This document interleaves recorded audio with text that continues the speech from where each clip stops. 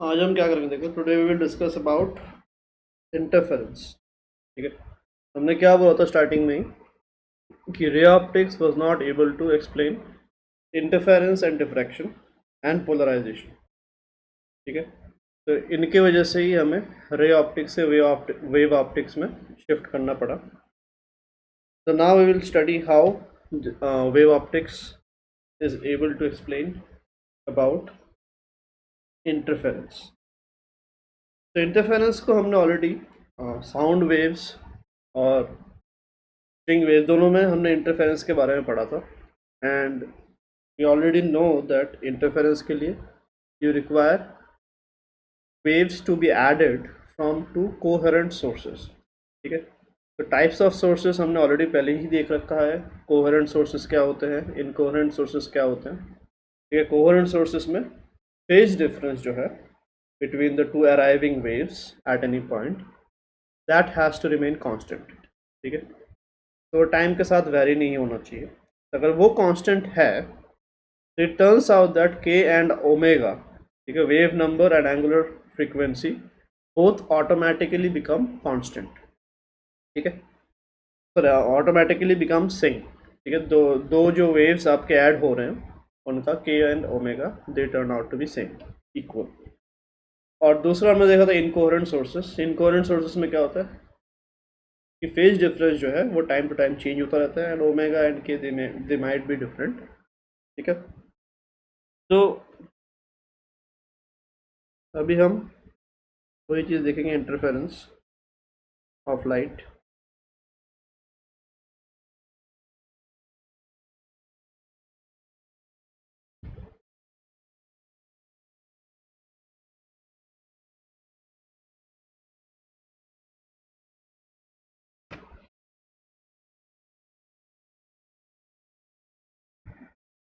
For interference of light,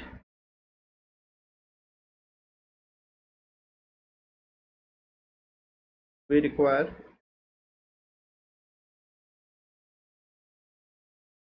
waves coming from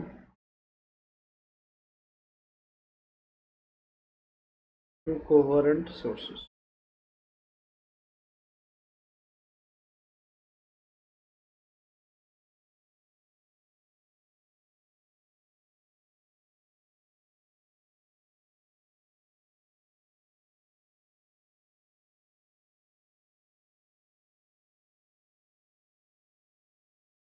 coherent sources क्या है? Coherent sources are those which have a constant or zero phase difference। Initial phase difference, initial मतलब starting जब जहाँ से हुआ था उस वहाँ से फेज डिफरेंस जीरो है।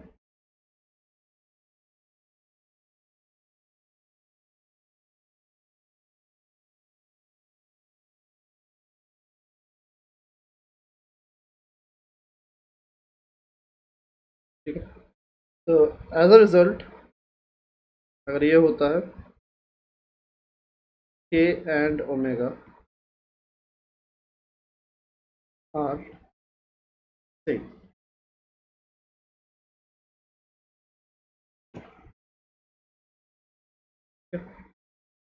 कोहेरेंट सोर्सेस होने से के एंड ओमेगा जो है they turn out to be equal.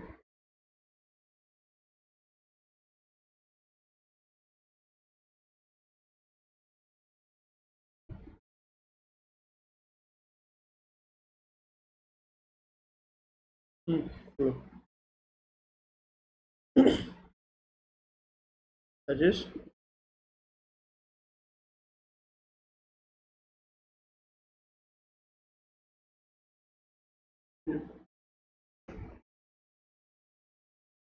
Rajesh किसका?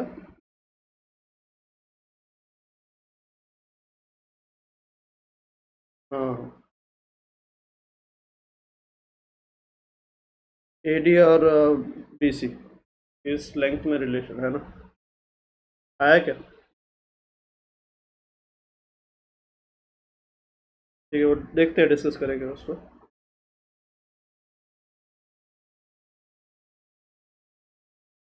आप लोग क्लास में स्टूडेंट कितने टोटल?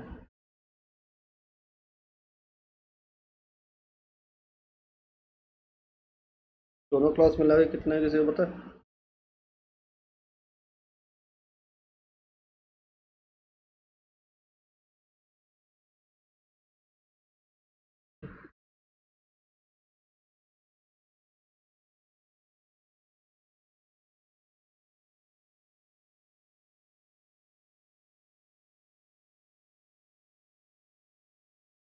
ठीक है, तो ये हमारे कोहेरेंट सोर्सेस हैं।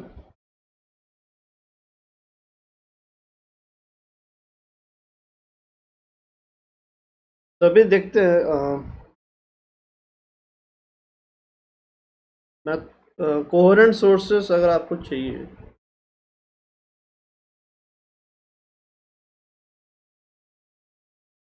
तो मेथड्स क्या है?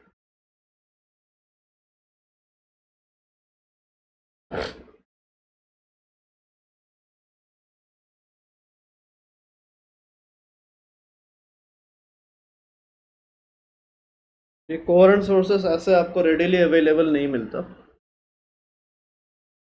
और उनको बनाने के लिए हमें कुछ मेथड्स रहते हैं।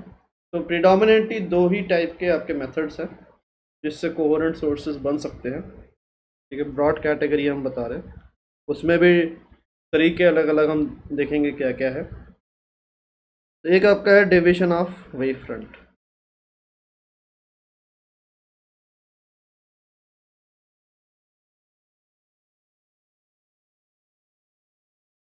ठीक है, तो इसमें क्या है,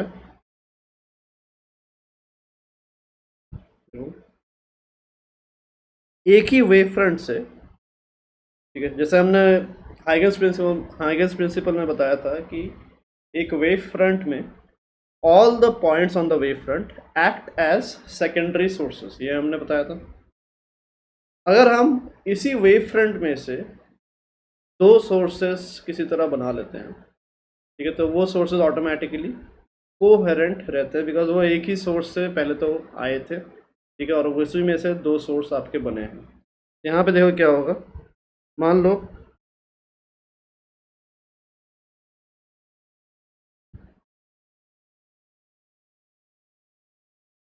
आपने एक स्लेट लिया, कार्डबोर्ड में दो, एक कार्डबोर्ड लिया और उस कार्डबोर्ड में दो स्लेट बनाए ऐसे।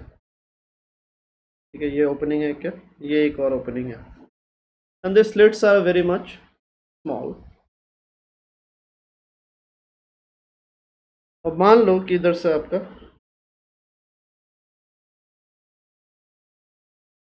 लाइट वेव्स आ रहे हैं,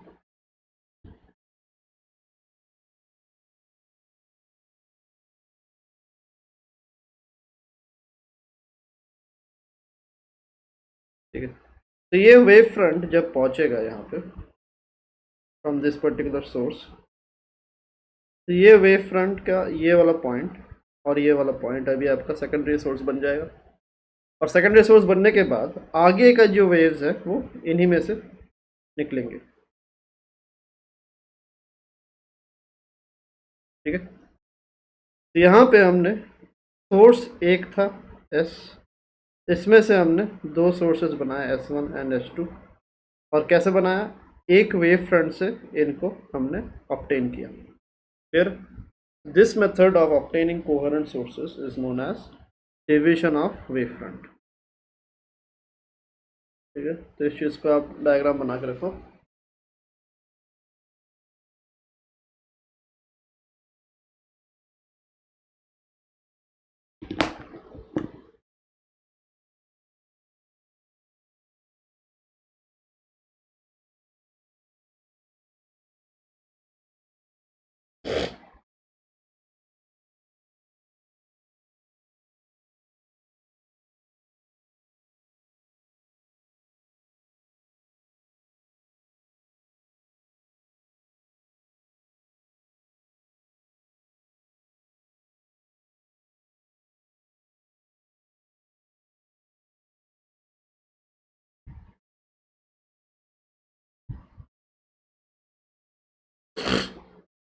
बन गया।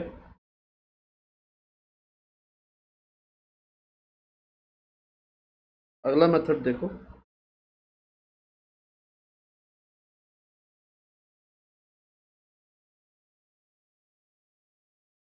Deviation of amplitude.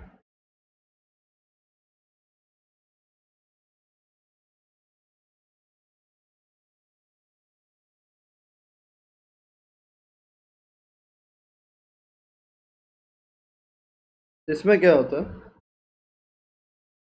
The amplitude of the wave coming from a source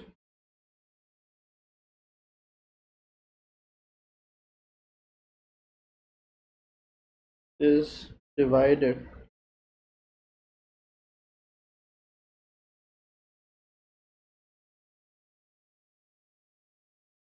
into two parts by partial reflection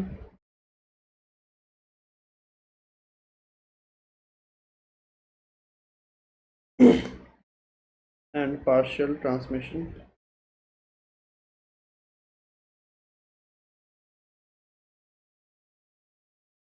इसको हम एम्पलीट्यूड स्प्लिटिंग या डिवीजन ऑफ एम्पलीट्यूड बोलते हैं। यहाँ कैसे हो रहा है देखो, मान लो ये आपके एक ग्लास स्लैब है,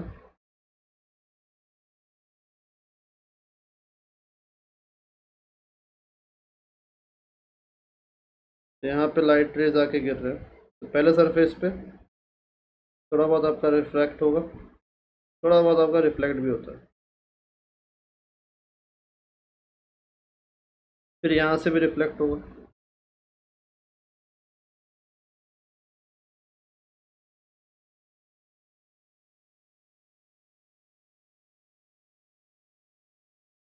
तो यहाँ पे आपको आगे इस रीजन में आपको दो जगह ऐसे लाइट आता हुआ दिखेगा, एक ये और एक ये।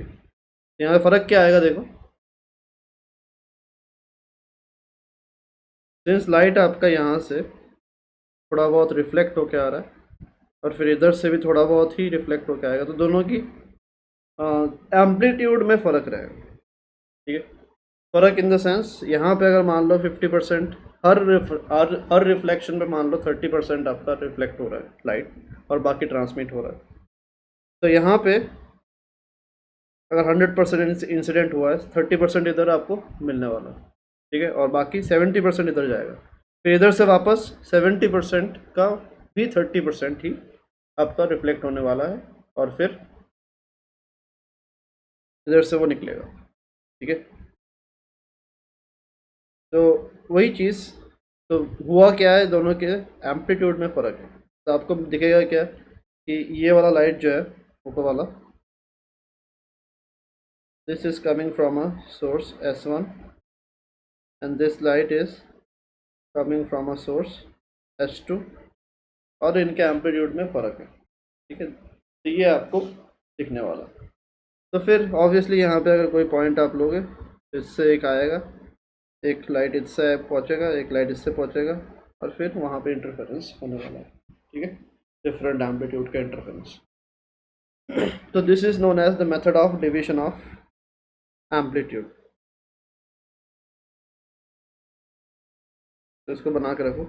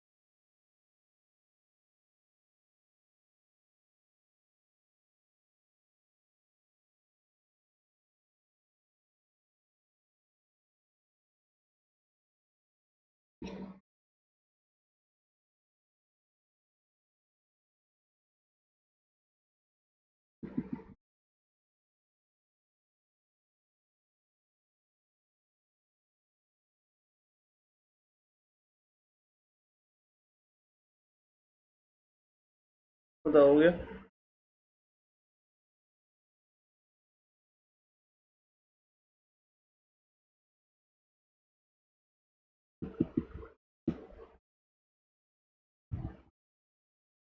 हाँ, दो ब्रॉड कैटेगरीज हैं जिससे आप कोहेरेंट सोर्सेस बना सकते हो। एक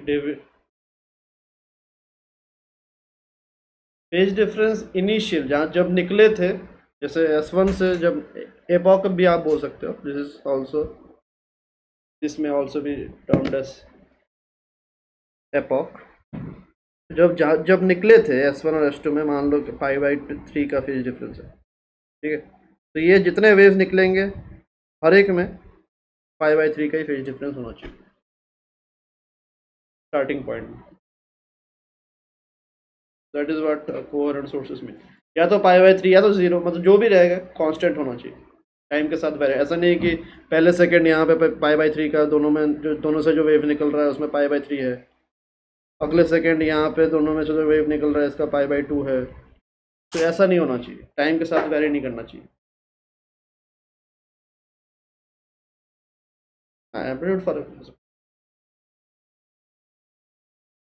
जनरली कोहेरेंट सोर्सेज अगर आपको बनाना है तो यहाँ पे देखो, लाइट जो आया था वो एक ही सोर्स से आया था, ठीक है, इधर एक ही सोर्स था जिससे आपका लाइट पहुंचा है, ठीक है। और जनरली कोहेरेंट सोर्सेज बनाने के लिए हमें यही करना पड़ता है कि एक ही सोर्स से दोनों को डिराइव करना पड़ता है, ठीक है, तभी जाके कोहेरेंट होते हैं। दो अलग अलग सोर्सेज अगर आप लेते हो तो उनका कोहेरेंट बनाना इतना आसान नहीं है। आसान क्या, इम्पॉसिबल ही ऑलमोस्ट।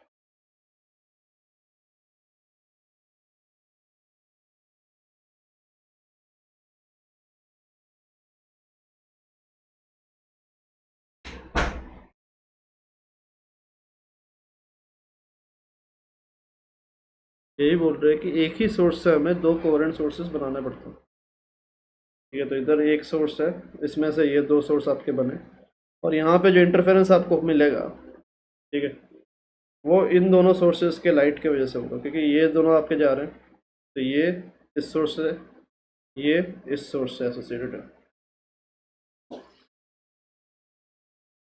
ठीक है। तो भाई, तो ये आपके दो मेजर तरीके हैं जिससे हम कर सकते हैं, बट एक्सपेरिमेंटल तरीके बहुत सारे हैं। एक्सपेरिमेंटल मतलब कि इसके अंडर बहुत सारे तरीके और आते हैं जिससे आप कर सकते हो, इसके अंडर भी बहुत सारे तरीके और आते हैं जिससे आप कर सकते हो, ठीक है। मतलब एक्सपेरिमेंटल सेटअप, तो डिवीजन ऑफ वेव फ्रंट के बहुत सारे एक्सपेरिमेंटल सेटअप रहते हैं, डिवीजन ऑफ एम्पलीट्यूड के भी बहुत सारे एक्सपेरिमेंटल सेटअप रहते हैं, ठीक है। तो वो भी हम देखेंगे किस किस सेटअप से बन सकता है, ठीक है। अगला देखो, कंडीशन फॉर सस्टेन्ड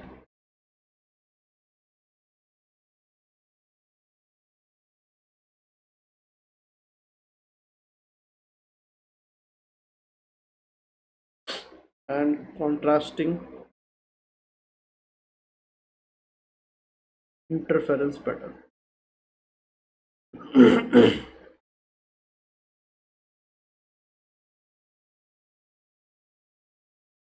अगर आपको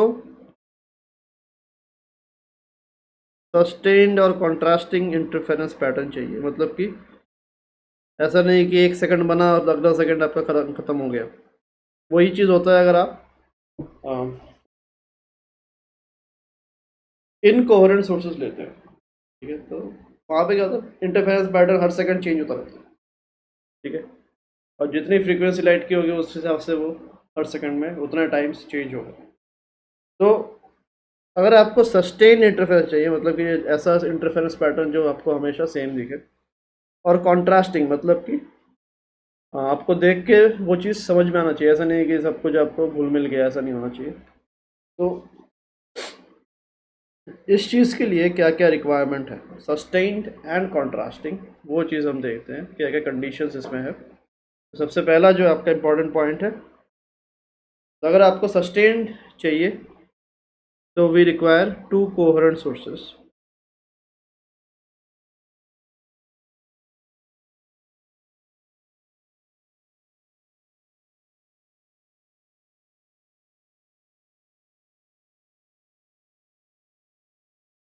तो वी रिक्वायर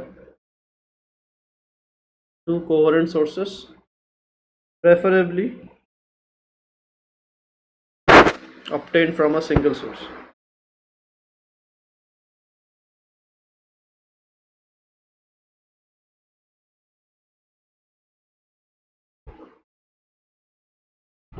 इस चीज को लिख लो।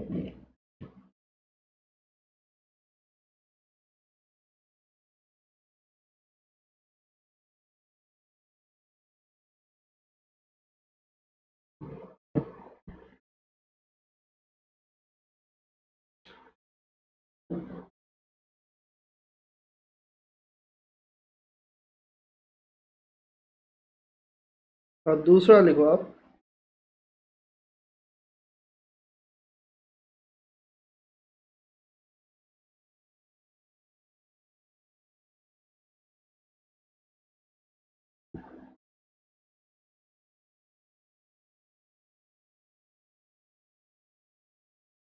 the amplitudes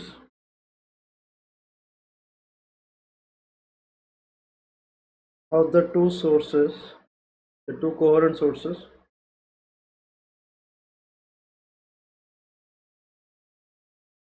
must be equal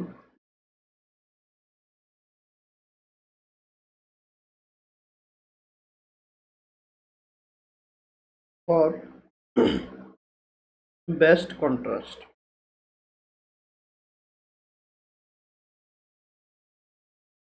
तो कॉन्ट्रास्ट अगर आपको बेस्ट चाहिए तो एम्पलीट्यूड को इक्वल होना चाहिए, तब आपको सबसे अच्छा कॉन्ट्रास्ट मिलता है।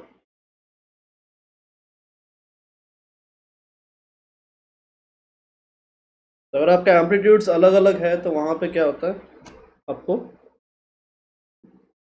इंटरफेरेंस पैटर्न देखने में आपको दिक्कत आती है। ठीक है, डार्क फ्रिंज, डार्क और ब्राइट, कहाँ पे कंस्ट्रक्टिव कहाँ पे डिस्ट्रक्टिव, वो सब चीज़ें समझने में आपको दिक्कत आती है। हम्म,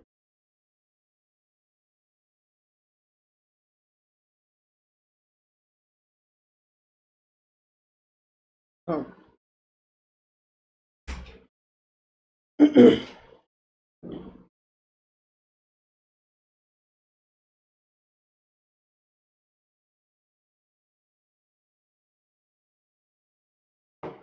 हम्म,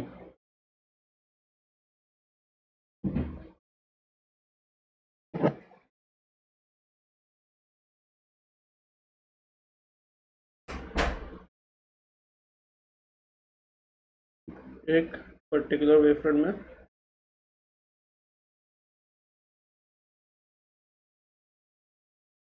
रियल लाइफ में जो होता है उसमें डिफरेंस है, यहाँ पे distances are not that great, तो आपको ज़्यादा कुछ फ़र्क होता नहीं। रियल लाइफ, रियल सोर्सेज जो होते हैं वो आपको जैसे सोर्स से दूर जाएगा एम्पलीट्यूड में भी फर्क होता है।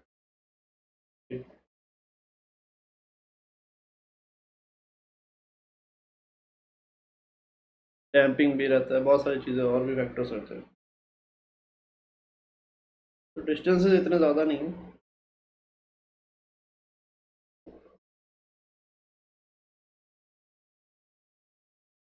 ठीक है, ये लिख लिया। तो कुछ एक्सपेरिमेंटल सेटअप्स देखते हैं, मतलब पेज में लिखते हैं।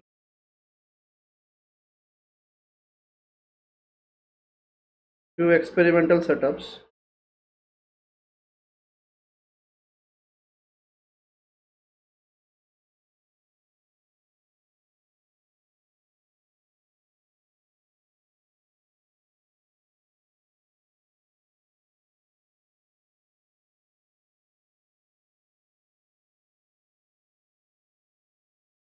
to obtain coherent sources.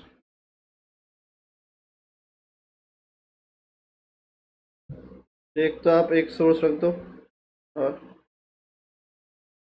के सामने एक कार्डबोर्ड रख दो, ये तो इससे आपका ये सोर्स, इससे S1 S2 बना। ठीक है, this is one of the method, और इसी को हम जनरली स्टडी करेंगे यंग्स डबल स्लिट एक्सपेरिमेंट में। यंग्स डबल स्लिट एक्सपेरिमेंट में आपका यही जो है मेथड यूज़ होता है, डिवीजन ऑफ वेव फ्रंट के हिसाब से है ये।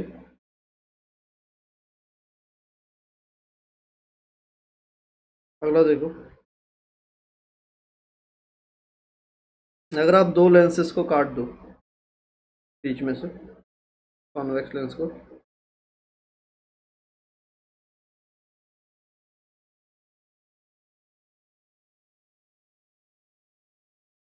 और इनको आप सेपरेट कर दो, तो क्या होगा?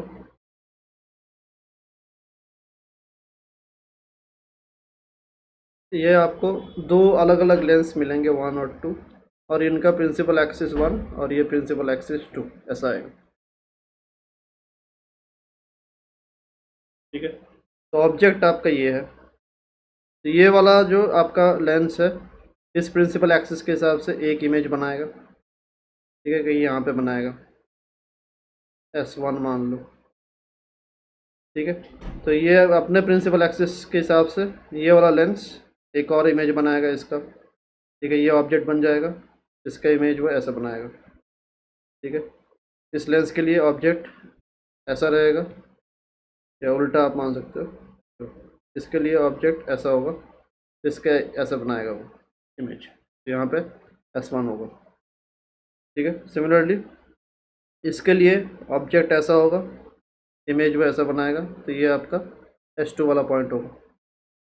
ठीक है, तो ये आप निकाल सकते हो क्या क्या होगा, इनके बीच का सेपरेशन कितना है वो भी आप रे ऑप्टिक्स के हिसाब से निकाल सकते हो क्या होगा। तो यहाँ पे दो इमेज बनेंगे, S1 एंड S2।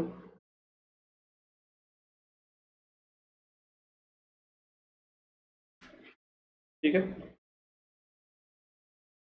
और फिर आगे जाके आपका फिर यहाँ से लाइट्स इधर ट्रेवल करके आपका इंटरफेरेंस होने वाला है। क्लियर है? तो this is one of the method.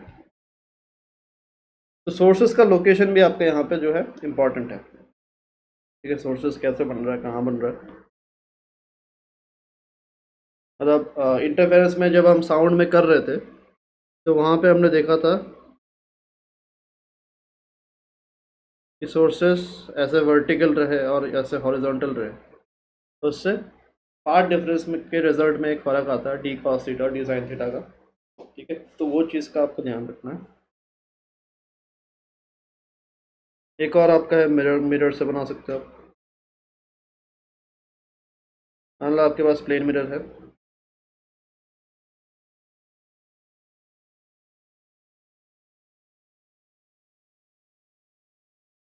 एक सोर्स आपने इधर रखा, अब इस इधर जो लाइट पहुंचेगा, यहाँ पे अगर आपने स्क्रीन रखा मान लो, एक लाइट डायरेक्ट इससे पहुंचेगा और एक रिफ्लेक्ट होके पहुंचेगा। रिफ्लेक्ट होके मतलब कि इसका इमेज, ये जो S1 होगा,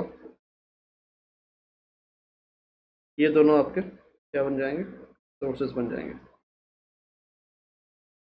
ठीक है, इधर अगर आप स्क्रीन रखोगे राइट, इधर से भी पहुंचेगा लाइट और इसके हिसाब से भी लाइट पहुंचेगा। क्लियर है?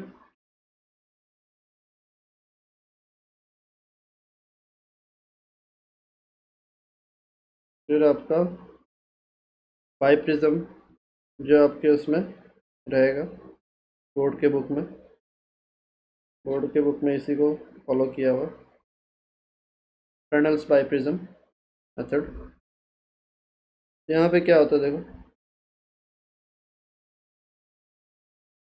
दो प्रिज्म रखे जाते हैं, वन डायरेक्ट, दूसरा इन्वर्टेड। जिससे क्या होता है देखो, इससे दो सोर्सेज आपके बनते हैं इधर, S1 एंड S2।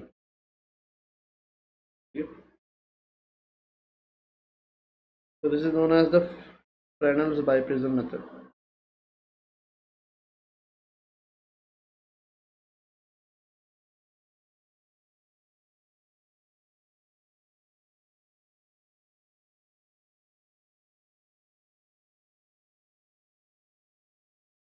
ये आपका यंग्स डबल स्लिट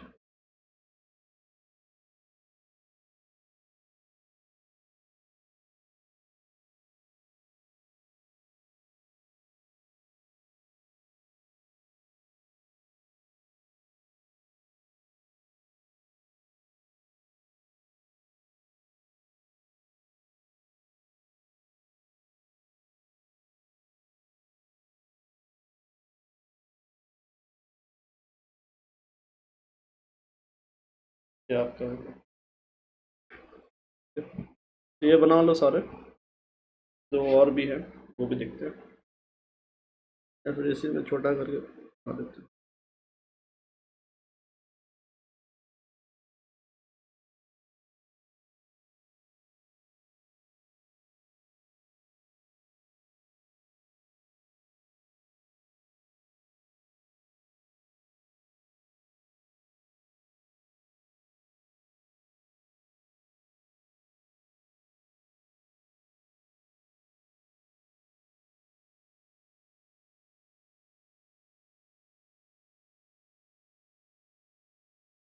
ये मान लो आपका सोर्स ऐसा,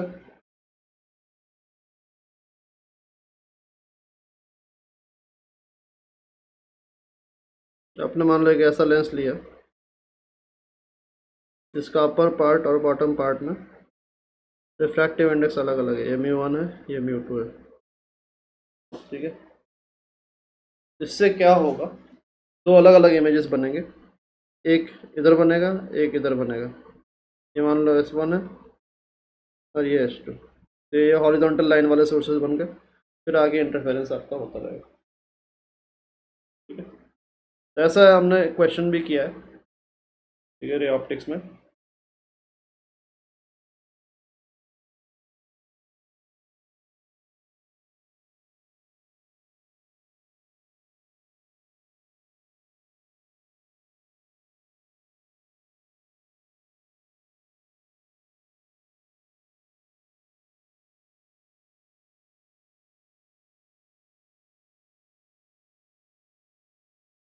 फिर आप ऐसे भी ले सकते हो lens,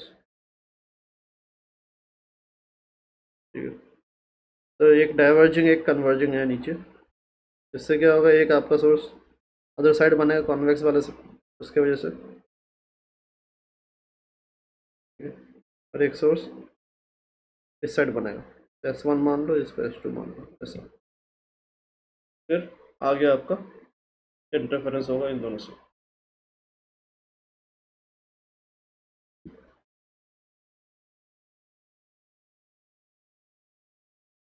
So these are the different experimental setups for obtaining coherent sources.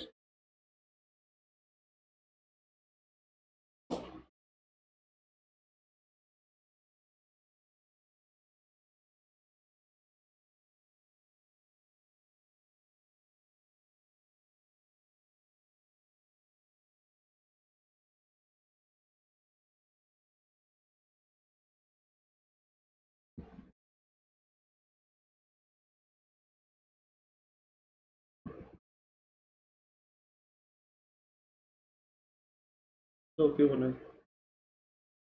Same में दो क्यों बने, सेकंड मतलब ये बोल लो, हाँ।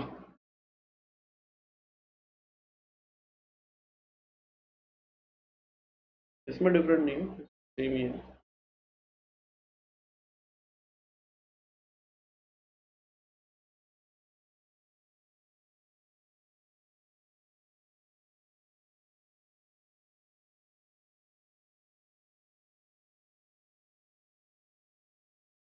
ठीक है,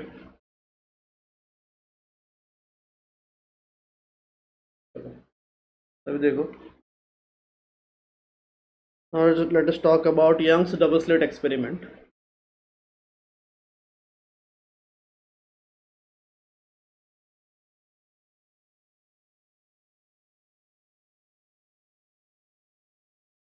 है थोड़ा इसके एप्लीकेशंस वगैरह वेरिएशंस है,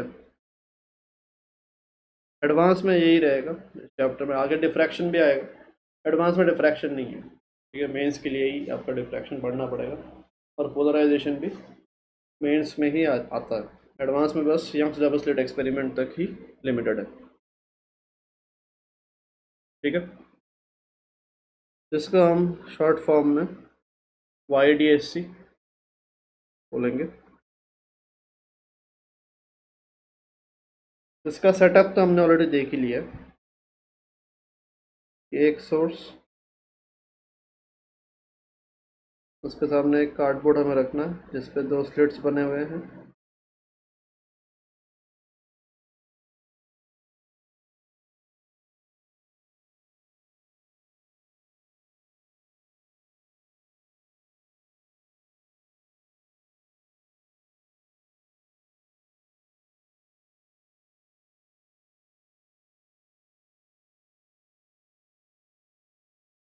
आंसर। इसमें से आपके दो सोर्सेस बनेंगे,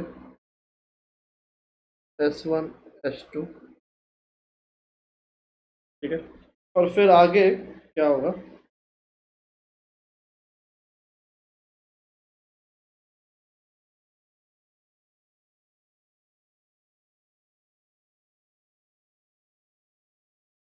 मान लो इधर आपने एक स्क्रीन रखा,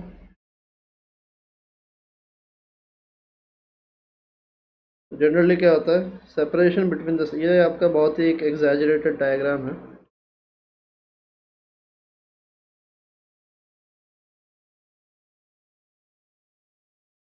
सेपरेशन बिटवीन द स्लिट्स, इसको हम स्मॉल डी से रिप्रेजेंट करेंगे।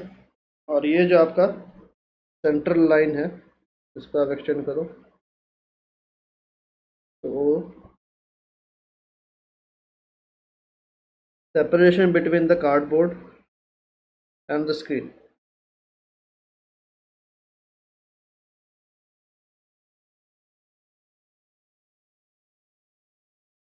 ये मान लो आपका कैपिटल डी है, ठीक है। And capital D is much much greater than small d,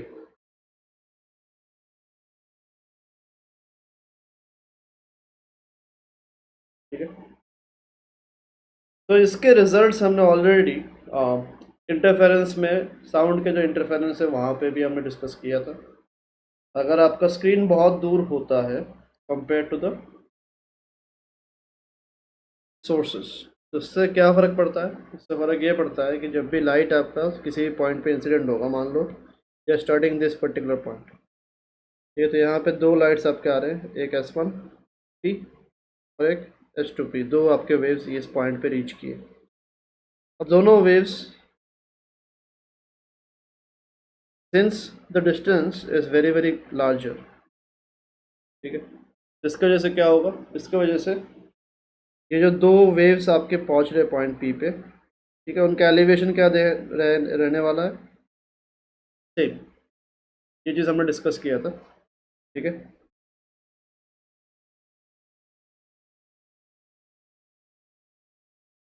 तो इसको कैसे देखने बोला था हमने, कि अगर मान लो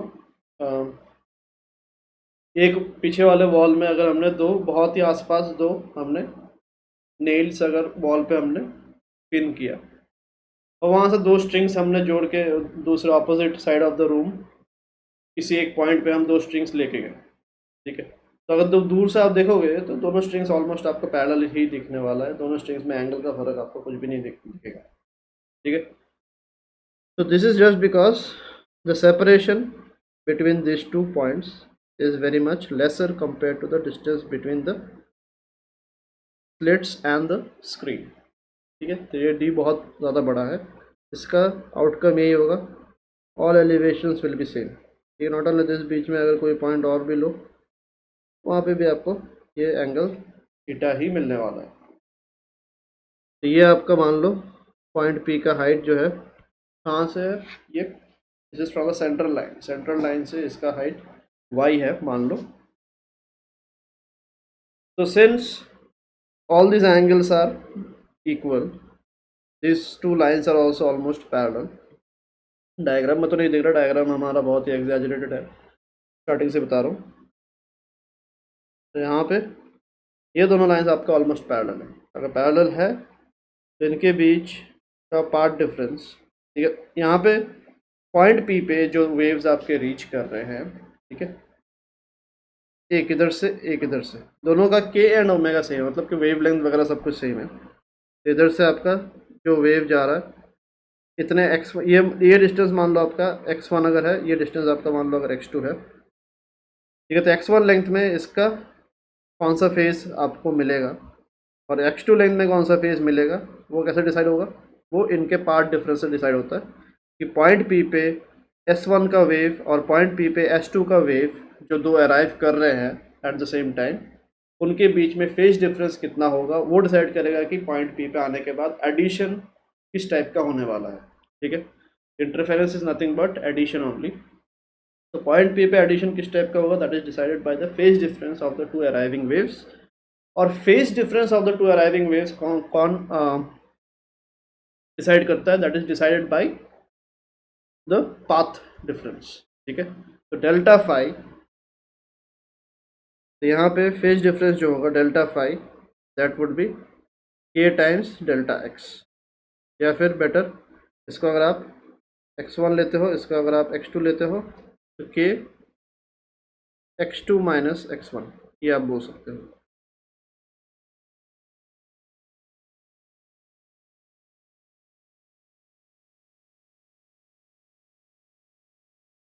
ठीक है,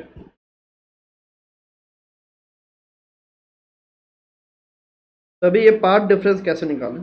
तो दो पैरेलल लाइंस में अगर आपको लेंथ का डिफरेंस चाहिए तो एक से दूसरे में आप परपेंडिकुलर ड्रॉप करो तो आपको मिल जाएगा। यहाँ से अगर आप परपेंडिकुलर ड्रॉप करो, ये पार्ट जो है, दिस पार्ट इज एक्स्ट्रा। ठीक है, तो ये जो एक्स्ट्रा पार्ट है ये आपका बेसिकली डेल्टा एक्स है। क्लियर है इतना?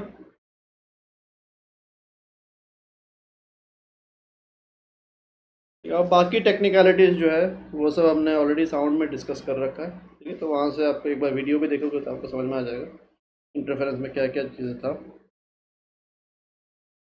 तो यहाँ पे एक देखो, ये एंगल जो है ये एंगल भी आपका थीटा होगा। ठीक है, फ्रॉम जियोमेट्री आपको ये भी एंगल थीटा मिलेगा। तो अगर आप इस ट्रायंगल को उठाओ,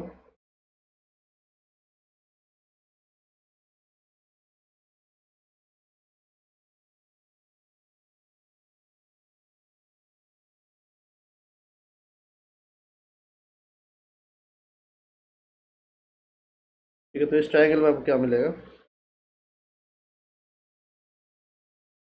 delta x would be equals to b sine theta, ये चीज़ आपको मिलने वाला है।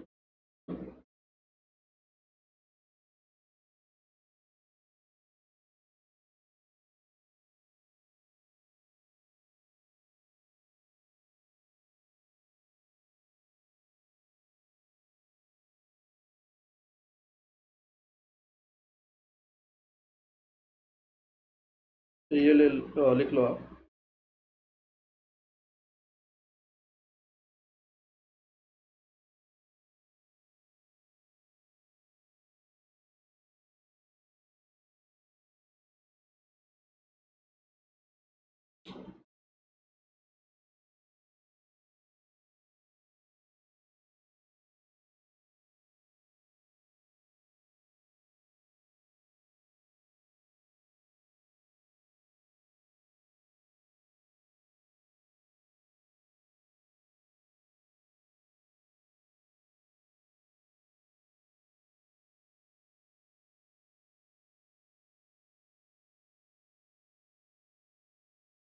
ठीक है,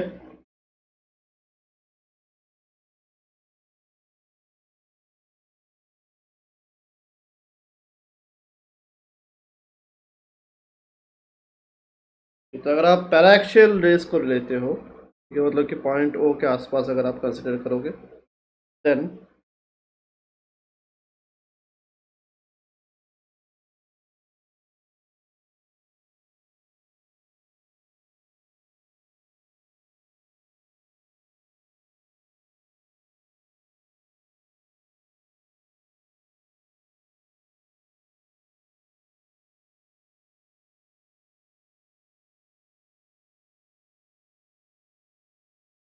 इसको आप डी टैन थीटा भी लिख सकते हो। अगर आप टैन थीटा निकालना चाहो तो इस ट्रायंगल से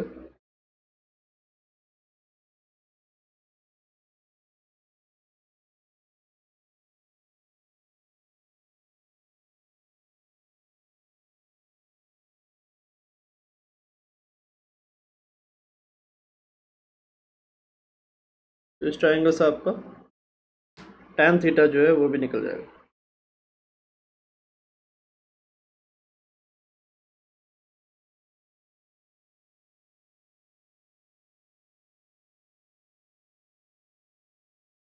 ये आपका y/d आएगा।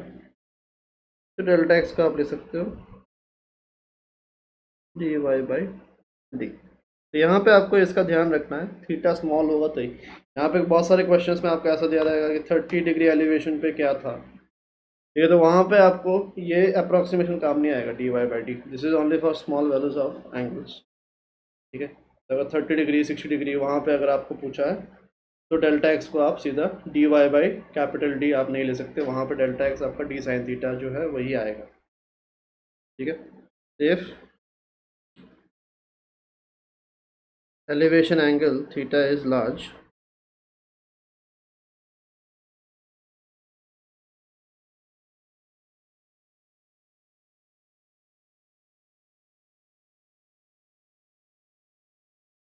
Delta x equal to d sine theta लेना पड़ेगा। इसी को लेके आपको क्वेश्चन सॉल्व करना पड़ेगा।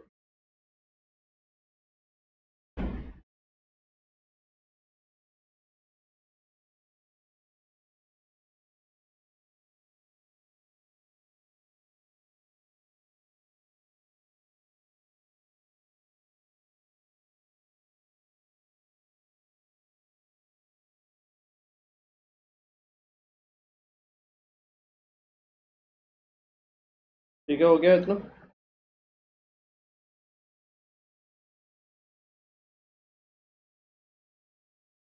वही 5 to 10 डिग्री, स्मॉल मतलब वही 5 to 10 डिग्री। या फिर जैसे हम स्क्रीन में चलेंगे तो constructive as you move along the screen, यहाँ से अब कंस्ट्रक्टिव और डिस्ट्रक्टिव ऑल्टरनेट मिलते जाएंगे। कंस्ट्रक्टिव और तो लाइट का कंस्ट्रक्टिव डिस्ट्रक्टिव मतलब क्या, जहाँ पे कंस्ट्रक्टिव होगा वहाँ पे आपको ब्राइट दिखेगा, जहाँ पे डिस्ट्रक्टिव होगा वहाँ पे आपको डार्क दिखेगा। तो यहाँ से जैसे जैसे आप चलोगे तो ऑल्टरनेट आपको डार्क एंड ब्राइट फ्रिंजेस मिलने वाले हैं।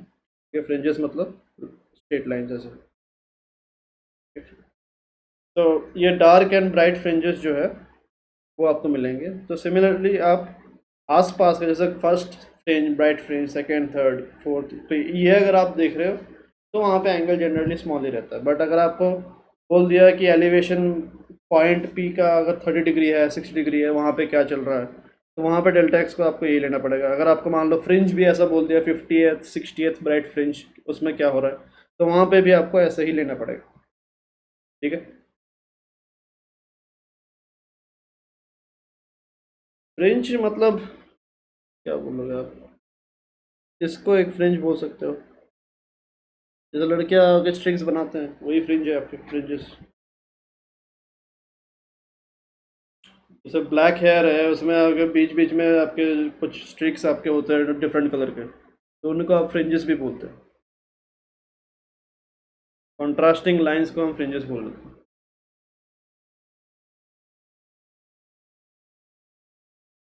बैंड्स बोल सकते हो, फ्रिंज या बैंड एक ही बात है।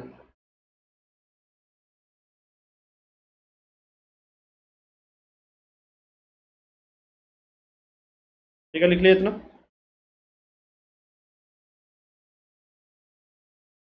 तो अभी देखते हैं कंस्ट्रक्टिव और डिस्ट्रक्टिव।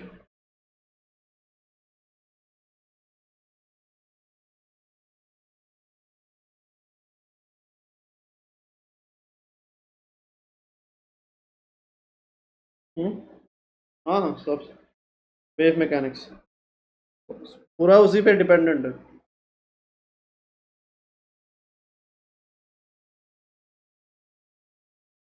हाँ, उसी को कोरिलेट करना है, नथिंग डिफरेंट।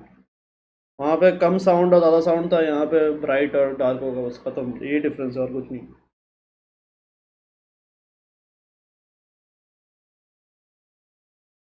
सब कुछ सेम, इंटेंसिटी वगैरह वो सब भी सेम रहेगा, तो वो सब भी लिखेंगे वैसे तो, बट वही पुराने वाले ही हैं। क्वेश्चन आप लगाना स्टार्ट कर सकते हो वैसे।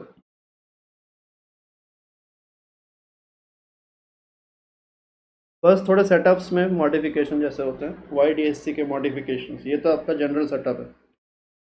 इस सेटअप में थोड़ा मॉडिफिकेशन कर सकते हैं, वो चीज़ें आपके नए रहेंगे बस। मेन थ्योरी पार्ट जो है that is same. Constructive interference और ब्राइट फ्रिंजेस, तो कंस्ट्रक्टिव के लिए हमें पता है डेल्टा फाई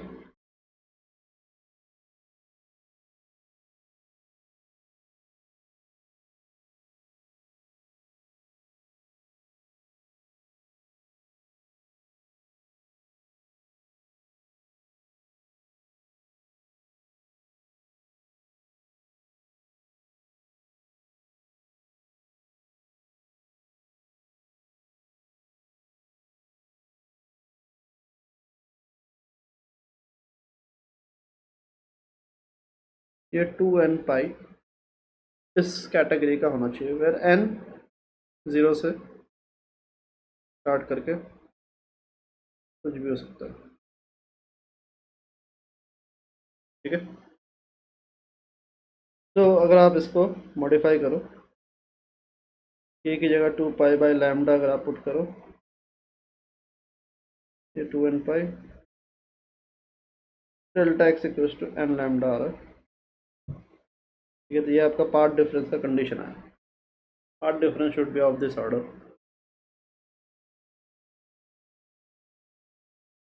तो आप पार्ट डिफरेंस की जगह आप क्या ले सकते हो, अगर आपका पैरा एक्शियल लेज है dy/d, या फिर आप इसको ऐसा लिख दो d sine theta equals to n lambda. ठीक है, तो ये कंडीशन आपको कहाँ यूज़ करना है, हायर एलिवेशंस के लिए, हायर एलिवेशंस पे कंस्ट्रक्टिव इंटरफेरेंस के लिए, यहीं से आपको आगे प्रोसीड करना पड़ेगा। ठीक है, और अप्रॉक्सीमेशन इसमें नहीं लगा सकते आप, बट इसको आप tan theta is equals to dy/कैपिटल D is equals to n lambda, ये आप पैरा एक्शियल केसेस के लिए ले सकते हो। ठीक है, तो यहाँ से क्या आ रहा है देखो, वाई एन जनरली उसी से डील करोगे आप।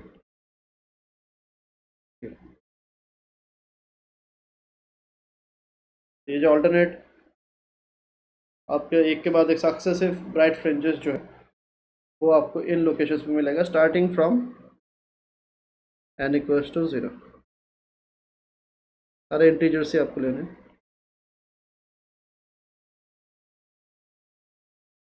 तो ब्राइट फ्रिंजेस के लोकेशन कहाँ कहाँ पे होगा, तो location of bright fringes will be at, सबसे पहला आपका n0 लो तो y इक्वल्स टू 0, फिर lambda d by small d, 2 lambda d by d, 3 lambda d by d, 4 lambda d by d and so on, ये चलता जाएगा।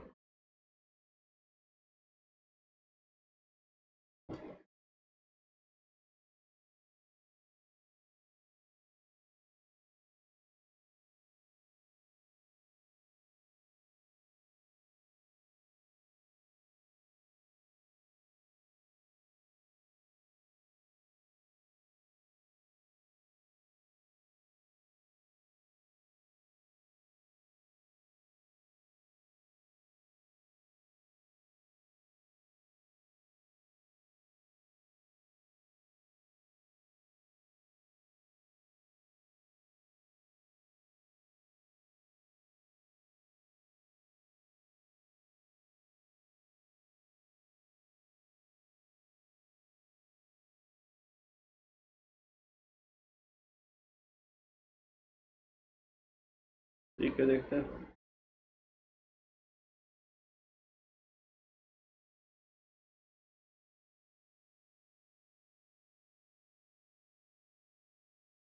ठीक है, देखते हैं, क्वेश्चंस भी बचे हुए हैं, जिसे ज़्यादा टाइम मिलेगा उस हिसाब से करेंगे, वरना समरी या भेज दूंगा एक, देखता हूँ चैप्टर की समरी एक है।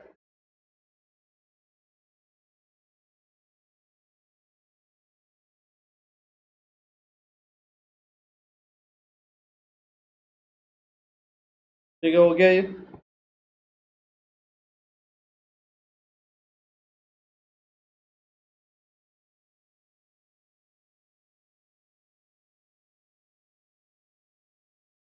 देख लिया। अगला देखो डिस्ट्रक्टिव इंटरफेरेंस के लिए क्या है।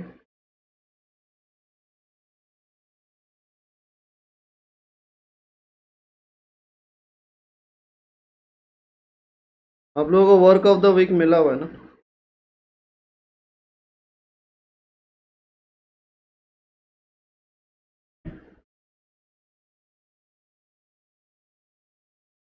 उसको फॉलो किया करो।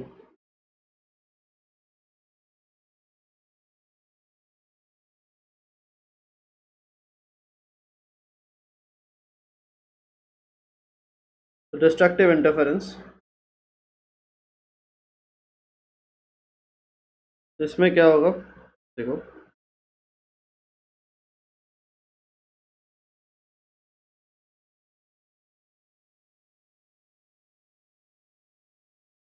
वही delta five would be equals to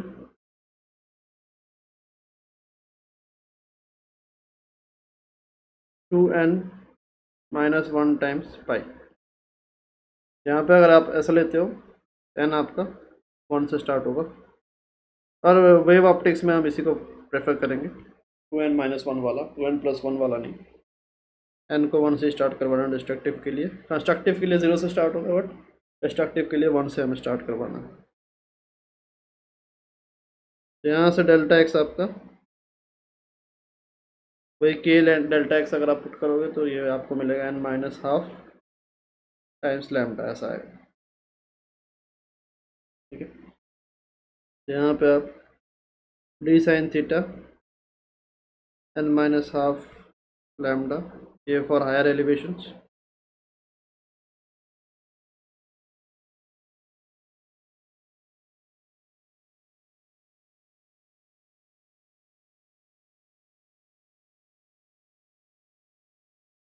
और दूसरा आपको d y by d is equal to n-12 lambda, तो वाई एन आपको n-12 lambda D by small d. तो ये आपके पैरा एक्सियल के लिए हो गया।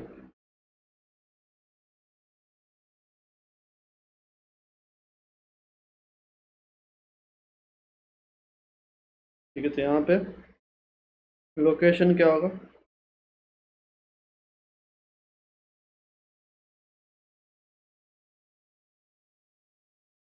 Dark fringes.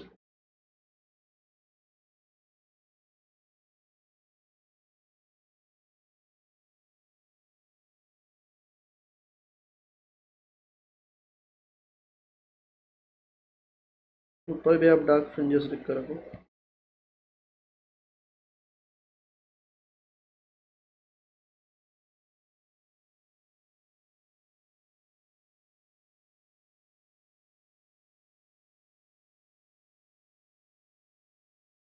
तो लोकेशन ऑफ डार्क फ्रिंजेस जो है कहाँ कहाँ पे होगा, एन को कहाँ से स्टार्ट करना है, यहाँ पे एन आपका 1 से स्टार्ट होगा। ठीक है, तो एन अगर 1 से स्टार्ट होगा तो सबसे पहला कहाँ पे आएगा, lambda D by 2d,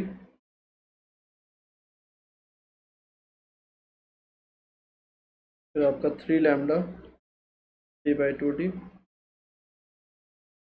5 lambda D by 2d, and तो ऑन चलता जाएगा, ऑड मल्टीपल सारे रहेंगे लैम्डा डी बाई 2d।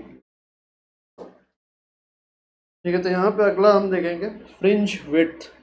ठीक है, तो एक ब्राइट फ्रिंज का विड्थ कितना होगा, वो कैसे मिलेगा, ऑल्टरनेट डार्क फ्रिंजेस के बीच में आपका ब्राइट फ्रिंज है, तो डार्क फ्रिंजेस के बीच का डिस्टेंस अगर आप निकाल लोगे तो आपको ब्राइट फ्रिंज जो है उसका साइज़ कितना है वो आपको मिल जाएगा, उसका विड्थ कितना है वो मिलने वाला है। सिमिलरली अगर आपको ब्राइट फ्रिंज का विड्थ निकालना है तो ऑल्टरनेट सक्सेसिव जो डार्क फ्रिंजेस है उसके बीच का डिस्टेंस, और अगर आपको डार्क फ्रिंज का चाहिए सक्सेसिव ब्राइट फ्रिंजेस के बीच का डिस्टेंस, वो आपको फ्रिंज विड्थ मिलेगा। दोनों सेम ही आते हैं वैसे। इतना लिख लिया, हो गया ना इतना।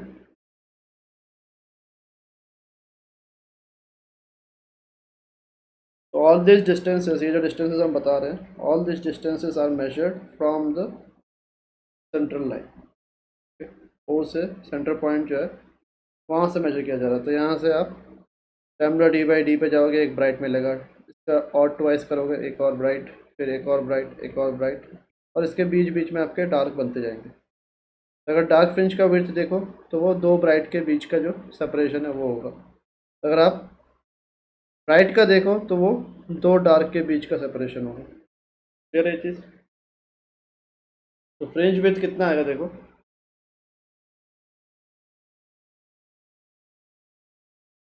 दोनों इक्वली आते हैं वैसे।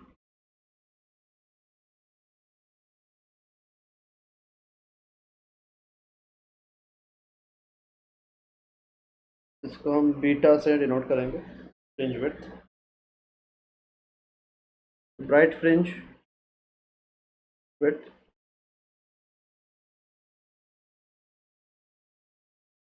ये आपका होगा दो successive lambda D by two d minus lambda D by two d. ठीक है, three lambda D by two d और lambda D by two d, इनका सब्ट्रैक्ट करोगे तो लैम्डा डी बाई डी आएगा।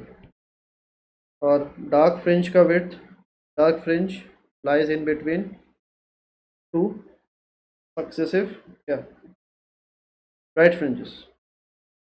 तो कोई भी दो सक्सेसिव ले लो आप ब्राइट फ्रिंजेस, मान लो four lambda D by d minus three lambda D by d कर लो, ये कितना मिलेगा, ये भी आपको सेम ही आएगा। therefore dark fringe width, the fringe width is same for both dark and bright.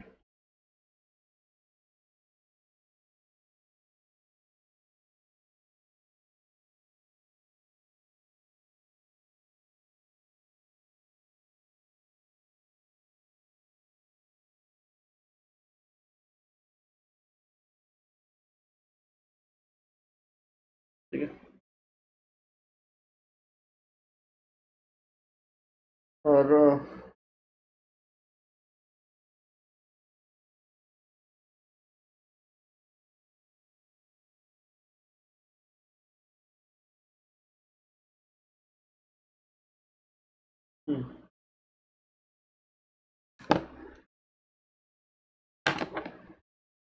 Higher elevations corrections से ही आप डील करोगे जनरली।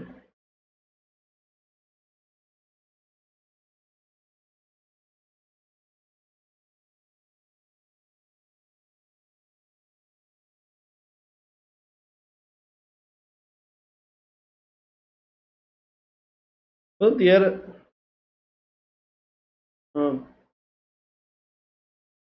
वैसे वैसा ही रहेगा।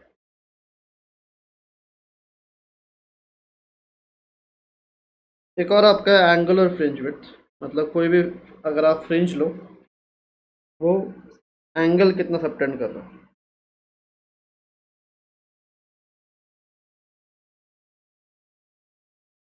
जैसे कि मान लो ये आपका सोर्स था और ये दो आपके सेकेंडरी सोर्सेस,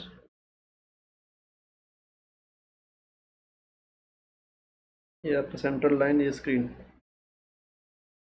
ठीक है, तो कोई भी अगर आप फ्रिंज देखो, सेंट्रल वाला फ्रिंज ही देख लो, सेंटर पे ब्राइट फ्रिंज रहेगा, उसे वाई जीरो पे आपका ब्राइट था, तो सेंटर पे जो फ्रिंज बन रहा है उसी को ले लो आप चाहे, तो वो कितना एंगल सबटेंड कर रहा है सेंट्रल लाइन पे।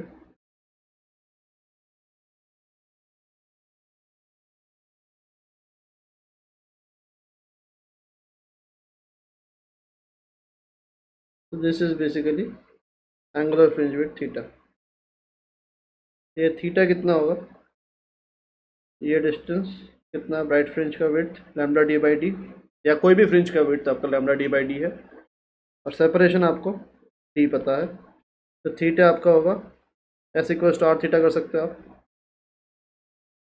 एस की जगह क्या लोगे, ये आपका आर्क लेंथ बन गया, रेडियस आपका डी बन गया, और ये थीटा हो गया। यहाँ से आपका आ जाएगा एस की जगह lambda D by small d is equal to radius की जगह कैपिटल डी इंटू थीटा। कैसे करो, थीटा आपका lambda upon D R. So this is your angular fringe width.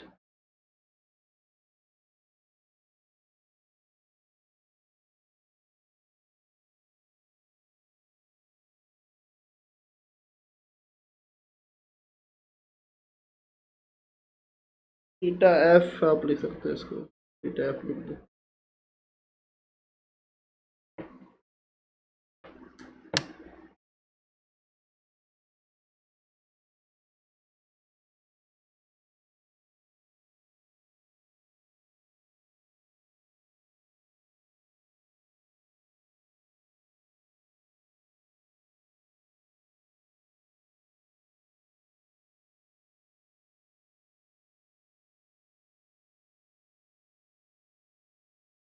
बताओगे?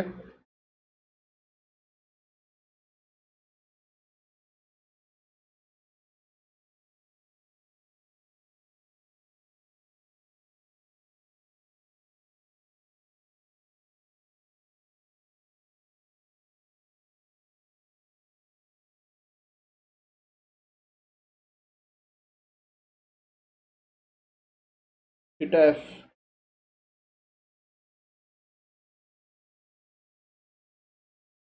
क्यों नहीं एफ?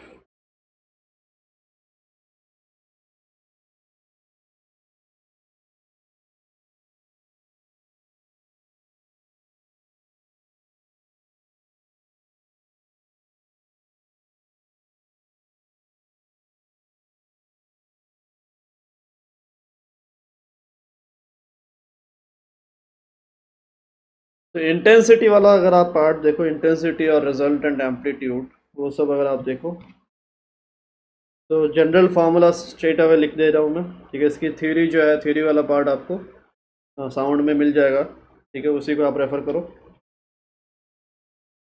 तो resultant amplitude and intensities,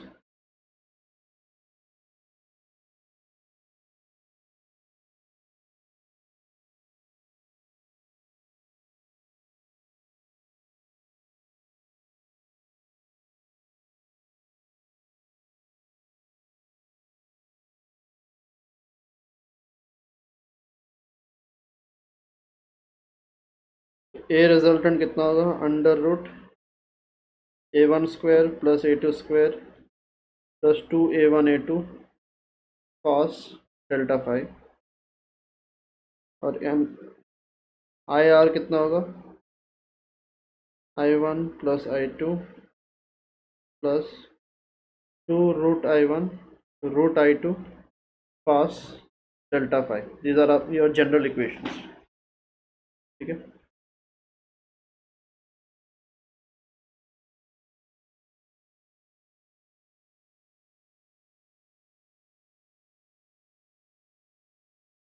constructive के केस में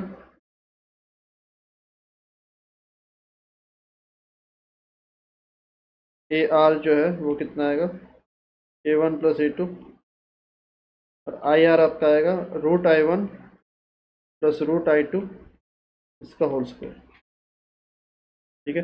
और इसमें भी अगर आपका A1 equals to A2 equals to A0 है, I1 equals to I2 equals to I0 अगर है, ठीक है, तो क्या होगा,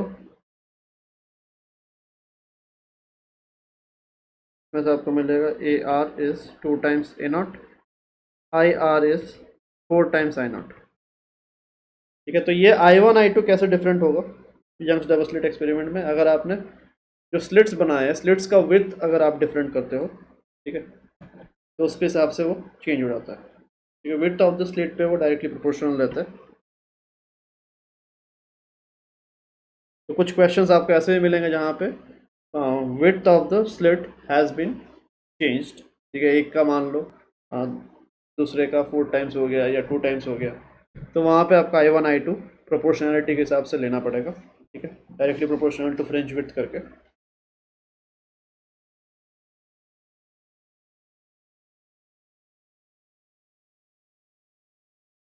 अगर आप फ्रिंज विड्थ अलग अलग लेते हो स्लिट्स का, ऐसा, ये फ्रिंज विड्थ कितना है, ये B1 मान लो, ये B2 है मान लो, तो इधर से जो आपका रह जाएगा I1, और इधर से जो आपका जाएगा intensity I2, I1 by I2 will be directly proportional to B1 by B2, ठीक है।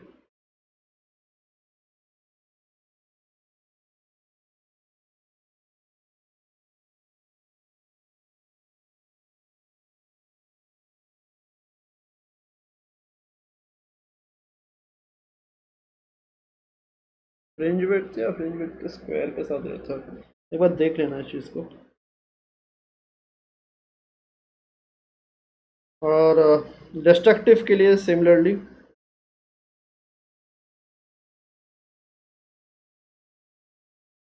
ए आर आपका A1 - A2 आएगा, आई आर आपका √I1 - √I2 इसका होल स्क्वायर। ठीक है, इसमें से अगर आपने स्पेशल केस लिया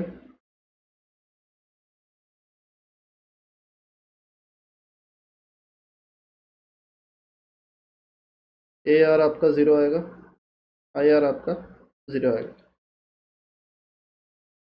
ठीक है, तो इसीलिए अगर एम्पलीट्यूड्स इक्वल हो तो देखो, डार्क कंप्लीटली डार्क देखेगा आपको, और ब्राइट कंप्लीटली ब्राइट, तो सबसे ज़्यादा कंट्रास्ट आपको दिखने वाला है। बट अगर आपका इक्वल नहीं हुआ तो डार्क के पास भी थोड़ी बहुत इंटेंसिटी रहती है, तो वहाँ पे डिफ्रेंशिएट करना दिक्कत हो जाता है, कौन सा डार्क है कौन सा ब्राइट है, तो वो इतने क्लैरिटी से आपको दिखता नहीं है। ठीक है,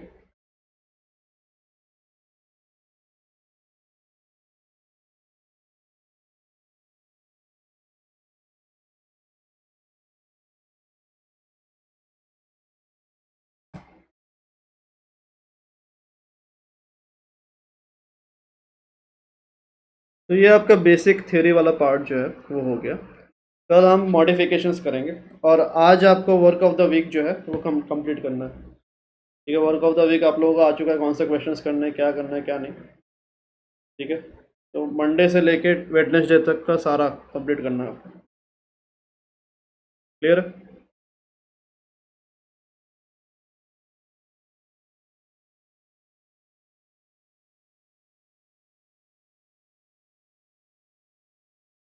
फ्रेंच विड्थ, हाँ इंटीग्रेट में रहेगा आपके,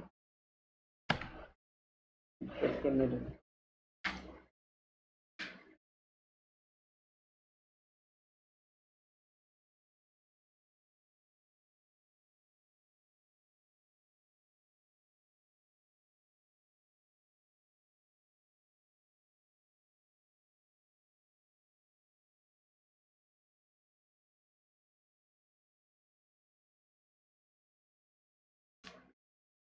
तो देखता हूँ, मैं बता दूँगा।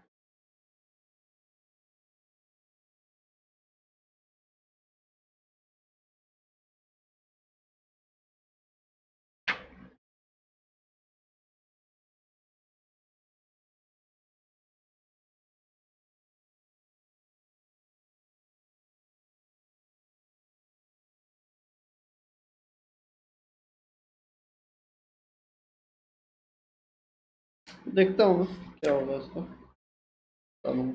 ठीक है, चलो आज इतना रखते हैं। ठीक है, क्वेश्चंस लगाना स्टार्ट कर दो आप इसके। ठीक है, और टाइम कम ही है वैसे भी, जितना हो सके कंप्लीट करो क्वेश्चंस। ठीक है, ऑब्जेक्टिव करो इसका, कि पहले ऑब्जेक्टिव खत्म करो, उसके बाद एससी और कर लेना। ठीक है, चलो थैंक यू एवरीवन। हाँ, ऑब्जेक्टिव में भी जो आपका वर्क ऑफ द वीक है वही करना है आपको। ठीक है, तो उसको फॉलो करो।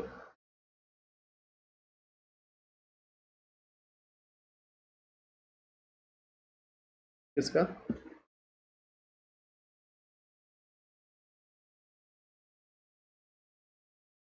अच्छा, कौन सा विड्थ वाला? बीम विड्थ, बीम विड्थ, हाँ ठीक है, बताता हूँ मैं, भेजता हूँ मैं